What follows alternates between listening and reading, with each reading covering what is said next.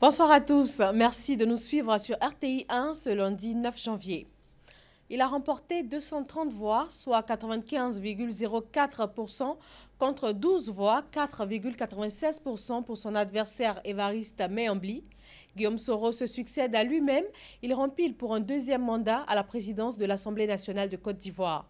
Sur les 252 députés votants, le suffrage exprimé est de 242 votes, donc 10 bulletins nuls.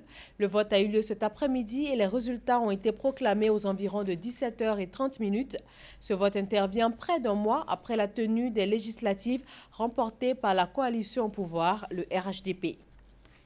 Autre actualité au devant de la scène politique ivoirienne ce lundi, le gouvernement de Daniel Kablan-Duncan a présenté sa démission et elle a été acceptée par le président Alassane Ouattara. Je vous fais maintenant lecture du communiqué de la présidence de la République.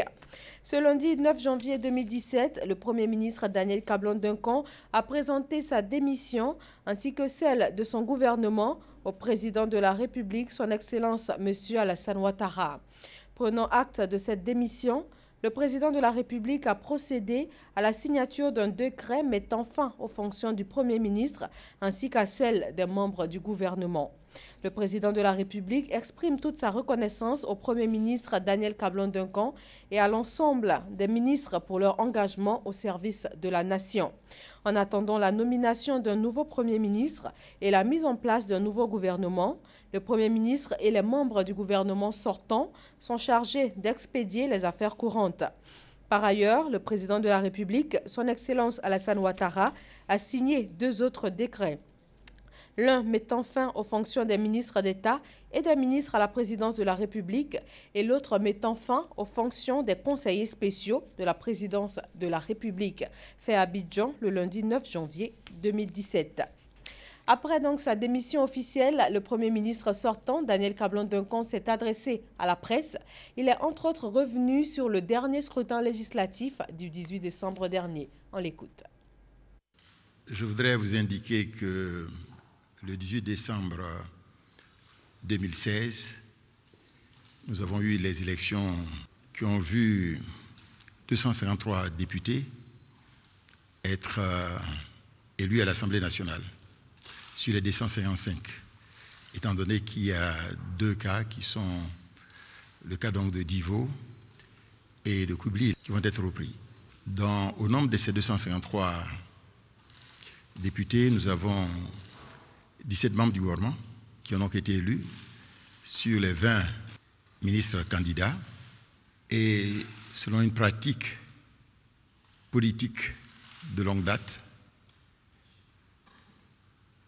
à la séance inaugurale, tous les députés élus doivent participer à cette session inaugurale, y compris bien sûr les membres du gouvernement. Mais vous savez aussi qu'il y a une incompatibilité d'être membre du gouvernement et être présent à l'Assemblée nationale.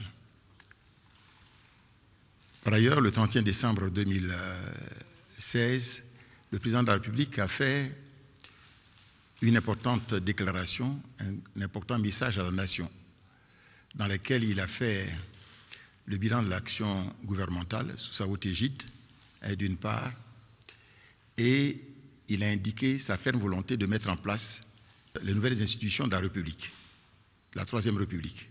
Dans ce message à la nation, il a bien voulu féliciter le gouvernement du travail accompli. Je voudrais dire que c'est fort de toutes ces considérations que j'ai remis la démission du Premier ministre et celle du gouvernement, formée donc le 12 janvier 2016, conformément donc à l'article 83 de la Constitution, la nouvelle Constitution. Je voudrais profiter de cette occasion pour exprimer ma profonde et infinie gratitude au président de la République, son Excellence M. Alassane Ouattara, de cette confiance qu'il a bien voulu nous accorder depuis notre nomination le 21 novembre 2012. Au cours de ces 4 années, nous avons essayé de faire en sorte que ces directives soient appliquées par le gouvernement. Je voudrais associer à ces remerciements son aîné, le président Aimé Henri Konabédié. En terminant, je voulais dire que beaucoup de choses ont été faites, bien sûr, au niveau de ce gouvernement, mais aussi beaucoup de choses restent à faire. Parce que l'objectif final, vous le savez, c'est de faire en sorte que nous puissions réaliser la grande ambition du président de la République pour la Côte d'Ivoire, qui est de faire la Côte d'Ivoire un pays émergent donc en 2020. Faire donc la Côte d'Ivoire un pays émergent en 2020, c'est quelque chose donc d'essentiel. Voilà ce que je vais vous dire donc des missions du gouvernement avec des missions du Premier ministre. Voilà, le Premier ministre ivoirien Daniel Kablan-Duncan, le Premier ministre sortant, s'est exprimé juste après sa démission. Les fonctionnaires et agents de l'État de Côte d'Ivoire ont annoncé une grève pour ce lundi, un arrêt de travail annoncé pour durer du 9 au 13 janvier. Les établissements scolaires publics sont inhabituellement vides pour un lundi matin, mais dans les structures sanitaires et dans l'administration publique, un service minimum est assuré. Merci de votre attention. Je vous retrouve tout à l'heure à 20 h pour le journal sur RTI 1.